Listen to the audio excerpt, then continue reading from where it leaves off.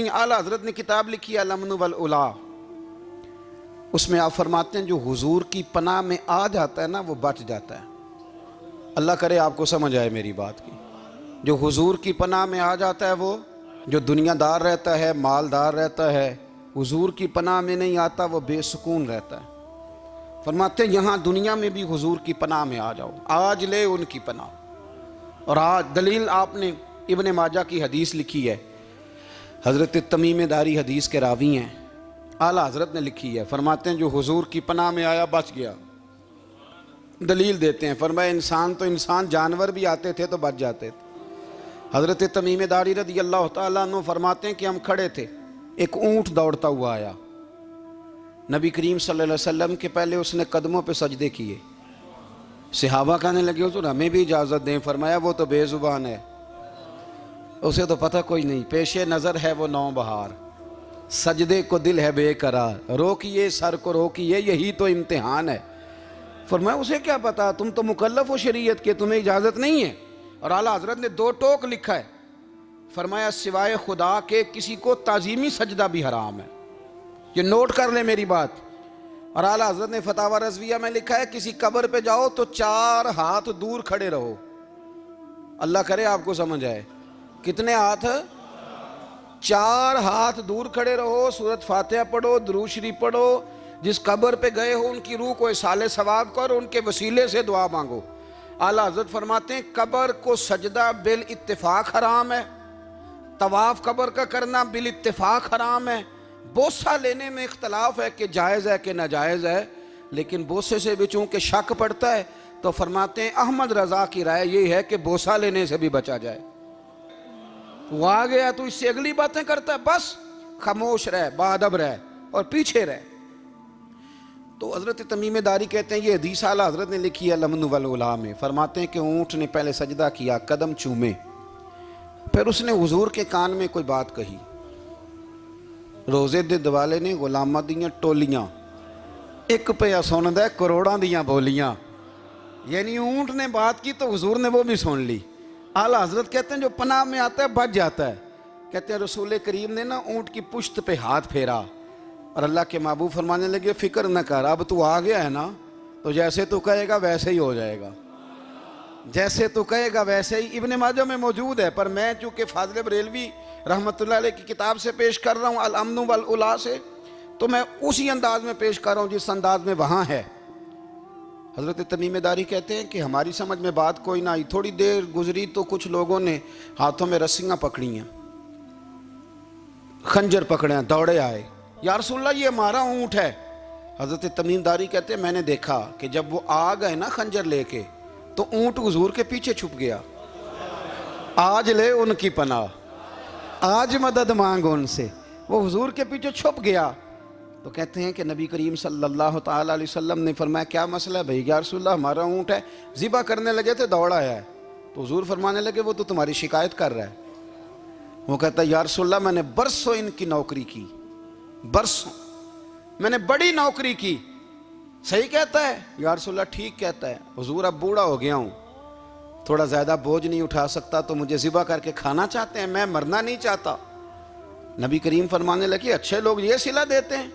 उन्होंने अर्ज़ की हुजूर आप हुक्म कर दें, हम इसको छोड़ देते हैं या रसूलल्लाह, नहीं ज़िबा करेंगे, खिदमत करेंगे। हुजूर फरमाने लगे नहीं, अब मेरे पास आया है ना, अब मैंने वापस नहीं करना, आज हो गया है, आज ले उनकी पनाह, आज मदद मांग उनसे, आज हो गया या रसूलल्लाह फिर रख लें। हुजूर ने फरमाया नहीं भाई पैसे बताओ कितने? या रसूलल्लाह नहीं नहीं कुछ नहीं। नबी करीम अलैहिस्सलाम ने फरमाया नहीं बताओ कितने, बताओ कितने? उन्होंने कहा हुजूर एक दफ़ा रेट लगाया था तो 100 दिनार लगा था। हुजूर ने फरमाया बिलाल दे दो 100 दिनार। 100 दिनार दे दिया। आला हज़रत फरमाते हैं देखो उनकी पनाह में आने की बरकतें कितनी हैं। उनसे कहा तुम जाओ, वो चले गए। हुजूर ने पुश्त पे हाथ फेरा, फरमाया जा तू आज़ाद है। हज़रत तमीम दारी कहते हैं वो पहले गया फिर पलट के आया, उसने नबी पाक के कान में को बात की, कई बातें की, पर मैं एक बात करता हूं, कई बातें की, एक बात की तो हुजूर रो पड़े। ऊंट चला गया, हमने अर्ज़ की हुजूर ये क्या कह गया है? तो महबूब फरमाने लगे ये कह गया या रसूल अल्लाह جس طرح آپ نے مجھے چھری سے بچایا ہے، میں دعا کرتا ہوں اللہ آپ کی امت کو جہنم سے محفوظ فرمائے، اللہ جہنم سے بچائے آپ کی امت کو، اس طرح مجھے چھری سے آپ نے محفوظ کیا۔ اعلیٰ حضرت فرماتے ہیں کن چکروں میں پڑے ہوئے ہو، کن چکروں میں؟ پیسوں کی پناہ لیتے ہو، عہدوں کے پیچھے چھپتے ہو، دولت کے پیچھے چھپتے ہو، تعلقات کے پیچھے چھپتے ہو۔ فرمایا مصیبت آئے گی تو یہ سارے ہٹ جائیں گے۔ اگر پناہ لینی ہے تو مدینے والے محبوب کی پناہ لو، دروازہ رسول پہ آؤ، نبی کریم کی بارگاہ میں جھکو، حضور سے پیار کرو۔ اعلیٰ حضرت فرماتے ہیں محبوب کا ادب کرو، رسول اللہ کی غلامی کرو۔ فرماتے ہیں پھر کہ گلی گلی تباہ، ٹھوکریں سب کی کھائیں کیوں، دل کو جو عقل دے خدا تو تیری گلی سے جائے کیوں۔ اور فرمانے لگے جان ہے عشق مصطفیٰ، روز فزوں کرے خدا، جس کو ہو درد کا مزہ وہ ناز دوا اٹھائے کیوں، جس کو ہو درد کا مزہ وہ ناز دوا اٹھائے کیوں۔ انہوں نے محبوب کریم کی محبت کا پیغام دیا، صحابہ کی محبت کا، بولیے، صحابہ کی محبت کا پوری کتاب لکھی حضرت صدیق اکبر اور جناب عمر کے فضائل پر۔ اور مزے کی بات یہ ہے کہ اعلیٰ حضرت نے نا اردو شاعروں میں سے کسی کو توفیق نہیں ہوئی حضور کو شہنشاہ کہنے کی، اعلیٰ حضرت نے کہا میرے نبی شہنشاہ ہیں۔ دلیل کیا دی؟ فرمانے لگے پڑھو ترمذی، حضور نے فرمایا میرے دو وزیر زمینوں میں ہیں، دو آسمانوں میں۔ زمین کے دو وزیروں کے نام ابو بکر اور عمر ہیں، آسمان کے دو وزیر ہیں جبریل اور میکائیل۔ تو اعلیٰ حضرت کہنے لگے حضور وزیر تو کسی شہنشاہ کے ہی ہوتے ہیں، پھر کہہ لو نا شہنشاہ۔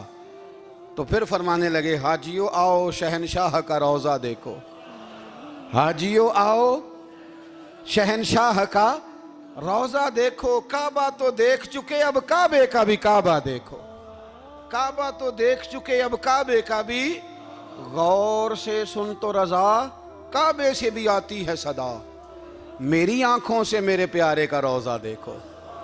اعلیٰ حضرت نے ساری زندگی اور صحابہ کرام کی بات کی، اہل بیت کی بات کی، اولیاء کی بات کی، صوفیاء کی بات کی، دفاع کیا سب کا، سب کے شانوں میں لکھا، امت کو بتلایا کہ اپنے بزرگوں سے جڑے رہو گے تو بچے رہو گے۔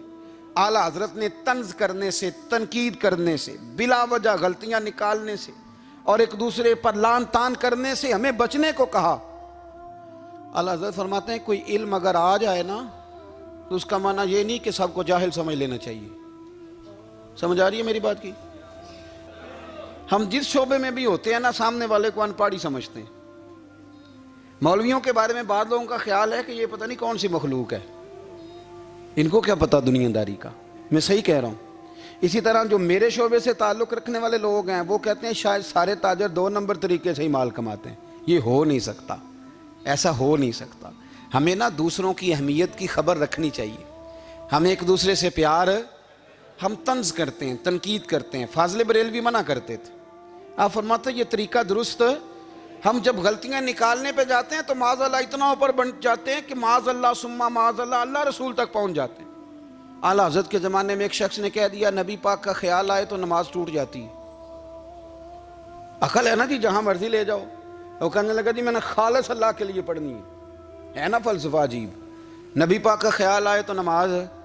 اعلیٰ حضرت فرمانے لگے تو بڑا ہی پاگل ہے، جب تو کہے گا السلام علیکہ ایھا النبی، خیال آئے گا کہ نہیں؟ فرمانے لگے تو بڑا ہی نادان ہے، جب تو کہے گا اللہم صلی علی محمد وعلی، خیال آیا کہ نہیں آیا؟ فرمانے لگے تو نبی پاک کی بات کرتا ہے، نماز میں تو ابا اماں کا بھی خیال آتا ہے، ربنا اغفر لی والدیّ۔ فرمانے لگے کہ ربے کے خیال سے نہیں ٹوٹتی تو مدینے والے کے خیال سے کیسے ٹوٹ گئی؟ فرمانے لگے بڑا ہی بیوقوف ہے تو۔ اعلیٰ حضرت فرمانے لگے تو کہتا ہے حضور کا خیال آئے تو ٹوٹ جاتی ہے۔ فرمانے لگے جب تک حضور کا خیال آئے نہ نماز ہوتی نہیں، جب تک حضور کا خیال نہ آئے نماز ہوتی نہیں، سوال ہی نہیں پیدا ہوتا۔ لوگوں نے کہا جناب وہ کس طرح؟ تو اعلیٰ حضرت فرمانے لگے اللہ نے کہا قرآن میں واقعی الصلاۃ، نماز پڑھو، یہ نہیں بتایا کتنی پڑھنی ہے، اور یہ بھی نہیں بتایا فجر کی کتنی پڑھنی ہے، یہ بھی نہیں بتایا ظہر کی، یہ بھی نہیں بتایا قیام کیسے کرنا ہے، ہمیں یہ بھی نہیں بتایا رکوع کیسے کرنا ہے۔ ہمیں پتہ کیسے پتہ چلا؟ جب صحابہ نے کہا نا رب کہتا ہے نماز پڑھیں تو کیسے پڑھیں، تو حضور فرمانے لگے سلو کما رأیتمونی اصلی، نماز اس طرح پڑھو کرو جس طرح مجھے پڑھتے ہوئے دیکھتے ہو. تو کہا یہ تو کیسی عجیب بات کر رہا ہے کہ نبی کریم صلی اللہ علیہ وسلم کا خیال آئے. اور پھر بڑی مزیدار بات, ایک شخص نے اعلیٰ حضرت سے آ کے نا, اس زمانے میں نا ایک آریہ مذہب ہوتا تھا, اب اللہ کا شکر ہے وہ کوئی نہیں, اب ویسے جو بڑے نئے نئے مذہب نکل آئے ہیں, جو آدمی جتنا پڑھ جاتا ہے معاذ اللہ وہ ایک نئی بات ہی شروع کر دیتا ہے, اور جو انوکھی بات کرے اس کے پیچھے رش بھی زیادہ ہو جاتا ہے. سٹائل ذرا ہٹ کے ہو نا جی تو ذرا ماحول جلدی بن جاتا ہے. تو وہ آریہ مذہب تھا, تو وہ ایک آریہ آ گیا اعلیٰ حضرت کے پاس, آ کے کہنے لگا کہ فرض کی اہمیت زیادہ ہے کہ سنت کی؟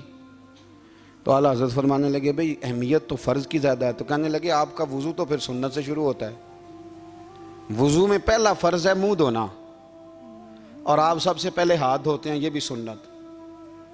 ناک میں پانی ڈالنا یہ بھی, کلی کرنا یہ بھی. میری بات کی سمجھ آ رہی ہے؟ اس نے کہا یہ آپ عجیب لوگ ہیں, فرض اگر بڑا ہے تو پہلے فرض ہونا چاہیے تھا. سمجھ آ رہی ہے میری بات کی؟ لوگ دین پر بڑے بڑے مختلف اعتراضات کرتے ہیں نا, اس نے کہا جی پہلے ہونا چاہیے تھا فرض.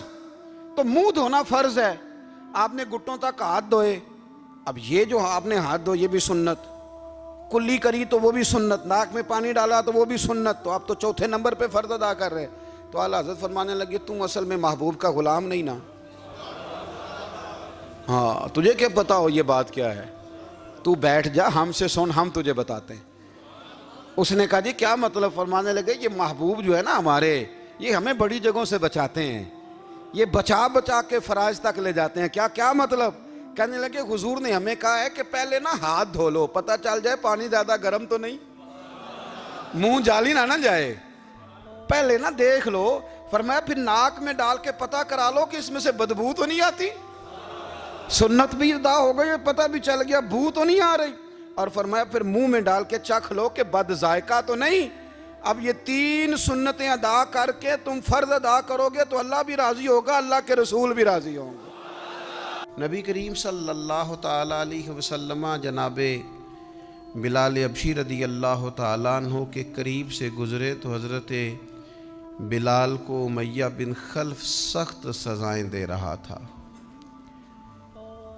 اور حضرت بلال رضی اللہ تعالیٰ عنہ نے اپنی اس تکلیف کو آرام سے بدلنے کی تجویز یہ سوچی تھی کہ وہ جیسے جیسے تکلیف دیتے, مارتے, گرم پتھر آپ کے سینے پہ رکھتے, تو حضرت بلال اپنے دل کو تسلی دینے کے لیے کہتے احد احد احد, اللہ ایک ہے, اللہ ایک ہے, اللہ ایک ہے. یہ اپنے آپ کو تسلی دینے کے لیے اس جملے کو بار بار دہراتے. نبی کریم علیہ السلام وہاں سے گزرے تو کریم نے مسکرا کے اور شفقت کے ساتھ سیدنا بلال حبشی کے سر نور پر دست شفقت رکھا اور فرمایا بلال جس احد احد کو تم پکارتے ہو وہ تمہیں اس تکلیف سے نجات بھی عطا کرے گا.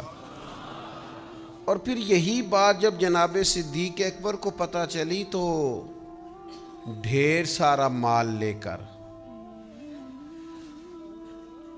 بلکہ مفسرین نے لکھا ہے آدھا کلو سونا لے کر, آدھا کلو سونا.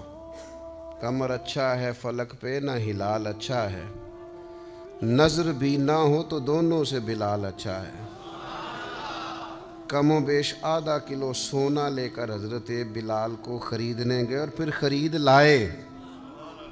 اور صرف حضرت بلال کو نہیں خریدا, جناب عامر بن فہیرہ کو بھی خریدا, حضرت زنیرہ کو بھی خریدا. بہت سارے ایسے لوگ جو کفر کے نرغے میں تھے اور مسلمان تھے اور تکلیف دی جاتی تھی اور ستائے جاتے تھے, حضرت ابوبکر صدیق نے ان کو خریدا. اب اس زمانے میں, اس ماحول میں جب ہر چیز پیسوں میں تلتی تھی, لوگوں کے اندر اخلاص کا ڈھونڈنا اور اللہ کی رضا کے لیے کسی کی مدد کرنا یہ کچھ مشکل سا اور بے موسمہ سا پھل تھا. تو حضرت بلال کو اتنے مہنگے داموں میں سیدنا ابوبکر صدیق نے خرید لیا تو لوگ چیم گوئیاں کرنے لگے, کہنے لگے یہ ویسے عجیب بات ہے, یہ ویسے ہوتا نہیں. یعنی ایک بے موسمہ پھل آ جائے نا کسی جگہ بھی تو لوگ انوکھی انوکھی باتیں کرنے لگ جاتے ہیں، کہتے ہیں یار یہ عجیب بات ہے، یہ کیسے ہو گیا ہے، یہ کیسی انوکھی بات، یہ کیسے ممکن ہے، یہ ہو نہیں سکتا۔ یعنی سارے بندے جھوٹ بول رہے ہوں تو ایک سچ بولے تو انوکھا سا لگتا ہے ذرا۔ تو ایک دور چل رہا ہو نا جس میں چیزیں بک رہی ہیں، خریدی جا رہی ہیں، تو آپ اس میں کہتے ہیں میں فی سبیل اللہ ہوں، تو لوگ پریشان ہو جاتے ہیں کہ یہ کیسے ہو سکتا ہے۔ تو اب اس زمانے میں جب حالات اتنے خراب تھے کہ لوگ ایک ایک دینار کے لیے گلے کاٹ دیتے تھے، وہاں ایک غلام کو اور حبشی غلام کو اور سیاہ فام غلام کو اتنے مہنگے داموں میں خریدنا کام بڑا مشکل تھا۔ اب جب مکے میں یہ بات پھیلی کہ یہ کام حضرت صدیق اکبر نے کیا ہے، تو پھر لوگ پتہ کیا کرتے ہیں، کوئی بات نہ ملے تو کوئی بات بنا لیتے ہیں۔ لوگوں کو عادت ہوتی ہے، مخلوق تو فنکار ہے، اس درجہ کے پل بھر میں سنگے در کعبہ سے بھی اصنام تراشے، تم کون ہو، تم کون ہو، کیا چیز ہے داغ کبابی، لوگوں نے تو جناب مریم پہ بھی الزام تراشے۔ بات نہ ملے تو لوگ بات بنا لیتے ہیں، بات گھڑنا کو مشکل کام ہے، اتنی سونی گھڑتے ہیں کہ لگتا ہے کہ یہ جھوٹ ہے ہی نہیں، سچ ہے۔ انہوں نے بات گھڑ لی، طے کر لی، کہنے لگے وہ ایسے ہی نہیں ابو بکر نے خریدا، کوئی کسی زمانے میں بلال نے کوئی احسان کیا ہوگا، وہ احسان کا بدلہ اتارا ہے، اتنا مہنگا بلال خریدنا سمجھ میں نہیں آتا۔ جس رب کی رضا کے لیے حضرت ابو بکر نے یہ کام کیا تھا، اس رب کا قرآن بولا، فرمایا وَمَا لِأَحَدٍ عِندَهُ مِن نِعْمَةٍ تُجْزَىٰ، اللہ کہتا ہے اس پر کسی کا کوئی احسان نہیں جس کا اس نے بدلہ دیا ہو۔ یہ حضرت صدیق اکبر کے حق میں آیت آئی، رب بولا، رب بولا، خدا خود میر مجلس بود، اور جب جب صحابہ پہ اعتراض ہوا تب اللہ کا قرآن بولا ہے، وَمَا لِأَحَدٍ عِندَهُ مِن نِعْمَةٍ تُجْزَىٰ، فرمایا اس کا کوئی احسان نہیں۔ کون کہہ رہا ہے؟ حضرت صدیق کے والد نہیں بولے، بھائی نہیں بولے، بیٹیاں نہیں، او قربان جاؤں نبی کریم نہیں بولے، رب بولا، فرمایا اس کا اس پر کوئی احسان نہیں جس کا بدلہ دیا ہو، فرمایا وہ تو صرف اپنے رب کی رضا چاہتا ہے۔